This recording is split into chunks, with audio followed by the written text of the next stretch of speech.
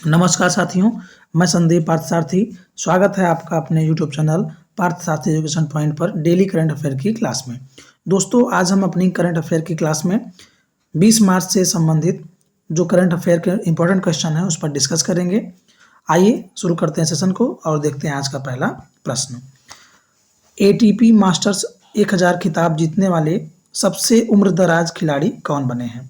रोहन बोपन्ना, नील Skupski, Novak जोकोविच, Matthew Ebden. तो इसका जो सही उत्तर है वह है रोहन बोपन्ना।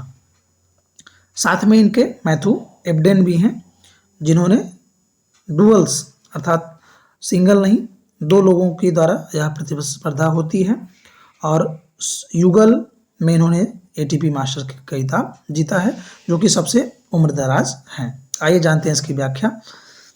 रोहन बोपन्ना और मैथ्यू वेडेन जो हैं, उन्होंने नीदरलैंड के जो खिलाड़ी थे उनके खिलाफ कैलिफोर्निया अमेरिका में जो खेले जा रहे हैं फाइनल, उसमें उन्होंने इनको हराया है।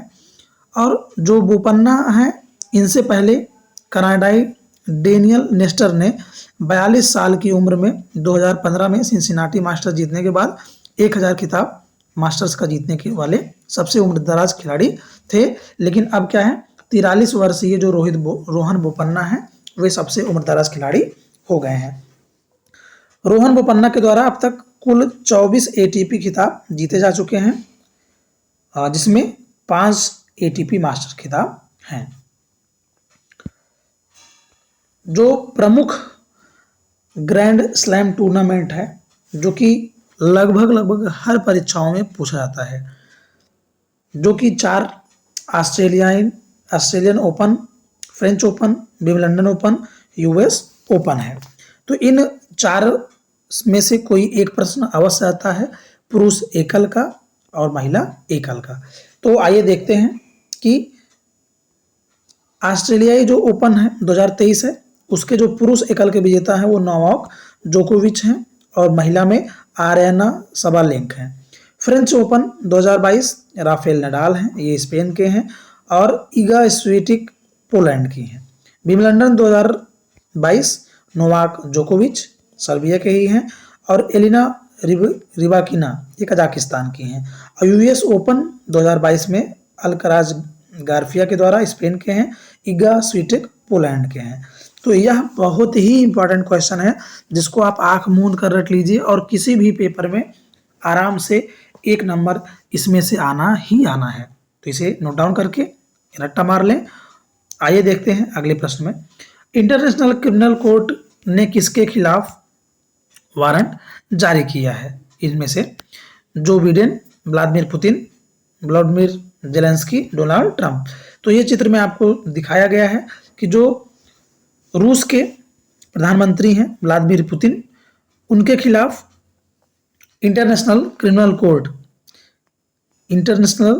क्रिमिनल जो कोर्ट है आईसीसी, उसके द्वारा इनके खिलाफ वारंट जारी किया गया है।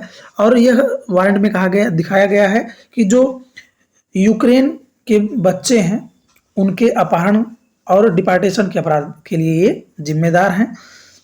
लेकिन आपको बता दें कि इंटरनेशनल कोर्ट ने यह जारी तो कर दिया है, लेकिन उसके पास संदिग्धों की कोई भी गिरफ्तारी की शक्तियां नहीं हैं। तो इसलिए जो व्लादिमीर पुतिन हैं, इन्हें गिरफ्तार नहीं किया जाएगा, लेकिन इनके खिलाफ वारंट जारी कर दिया गया है। आइए देखते हैं अगला प्रश्न। एशिया का सबसे बड़ा आहार मेला कहाँ आयोजित हुआ है? विकल्प हैं आपके कानपुर, देहरादून, दिल्ली या फिर मुंबई। तो जो आपका एशिया का सबसे बड़ा आहार मेला है वह आपको नई दिल्ली में आयोजित हो रहा है और यह प्रगति मैदान, कहाँ पर? प्रगति मैदान दिल्ली में आयोजित हो रहा है, जो कि यह 14 से 18 मार्च के बीच मनाया गया है। तो प्रगति मैदान में 14 से 18 मार्च के बीच नई दिल्ली में एशिया का सबसे बड़ा आहार मेला मनाया जा रहा है। तो इस मेले का जो उद्देश्य है वह है कि हॉस्पिटल इंडस्ट्री की क्षमता को प्रदर्शित करना और घरेलू और विदेशी कस्टमर्स को तकनीक, वस्तुओं और सेवाओं को प्रदान करना है। और जो ministry of food processing industry agriculture के सहयोग से यह मनाया जा रहा है और उसके जो मंत्री हैं वह पशुपति कुमार पारस हैं। यदि आपसे पूछा जाए कि इस मेले का आयोजन किसके द्वारा किया जा रहा है, किस विभाग के द्वारा किया जा रहा है, तो होगा कि union ministry of processing industry agriculture के द्वारा इस जो मेले का है वो आयोजन किया जा रहा है, जिसके मंत्री कौन है, पशुपति कुमार पारस हैं। और यह 14 से 18 तक आयोजित किया जा रहा है। कहाँ पर? दिल्ली के प्रगति मैदान में। आइए देखते हैं अगला प्रश्न, जो कि बहुत ही इंपॉर्टेंट प्रश्न है और यह अधिकांश पेपरों में पूछा जाता है कि वैश्विक आतंकवाद सूचकांक 2023 के अनुसार सबसे अधिक प्रभावित देश कौन है? तो इसका जो सही विकल्प है वह क्या है? अफगानिस्तान। साथियों, यह पिछली बार भी अफगानिस्तान जो था वह आतंकवाद से प्रभावित सबसे ज़्यादा देश था।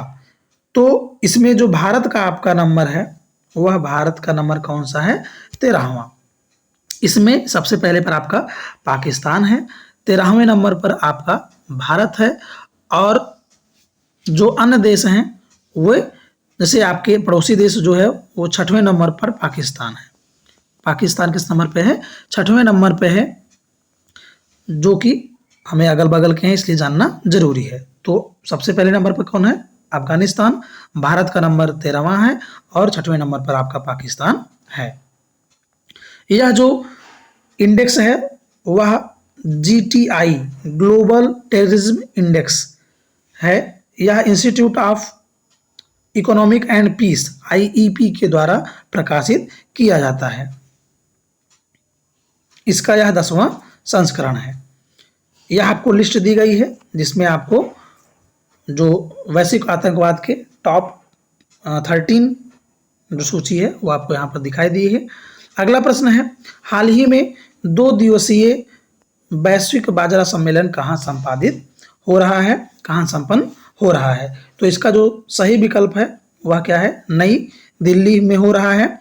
और जो वैश्विक बाजरा सम्मेलन है अर्थात बाजरा को ही हम श्री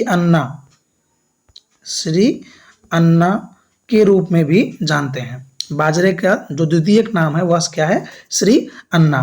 तो जो यह वैश्विक बाजरा सम्मेलन है दिल्ली में हो रहा है, जिसका उद्घाटन प्रधानमंत्री नरेंद्र मोदी जी के द्वारा किया गया। यह जो है कृषि विज्ञान परिसर नई दिल्ली में आयोजित किया जा रहा है और प्रधानमंत्री नरेंद्र मोदी ने इसका उद्घाटन किया है।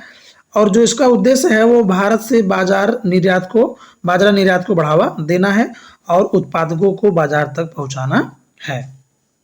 इसे हम श्री अन्ना के रूप में भी जानते हैं बाजरा को।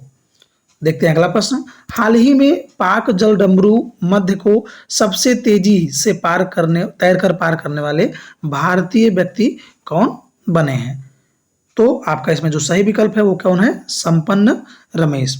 इन्होंने जो आपका पाक जल डमरू मध्य है जो कि आपका इस मानचित्र में दिखाया जा रहा है, ये जो लाल डॉट बिंदु है ये क्या है? आपका पाक जल डमरू मध्य है, जो कि यहाँ पे तमिलनाडु से लेकर ये श्रीलंका का जो ये एरिया है यहाँ तक आपका पाक जल डमरू मध्य होता है।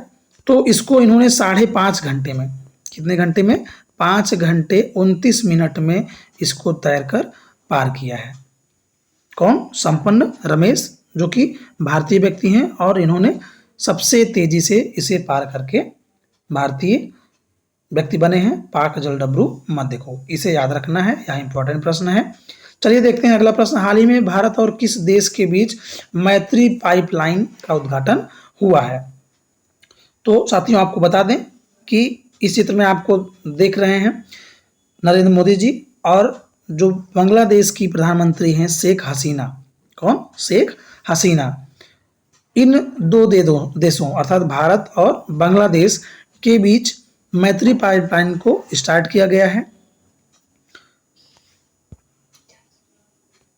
यह दोनों देश के बीच पहली सीमा पार लाइन होगी जिसके द्वारा तेल को प्रवाहित किया जाएगा और इसे 18 मार्च को उद्घाटित किया गया है। इस प्रकार से यह सेशन साथियों समाप्त होता है।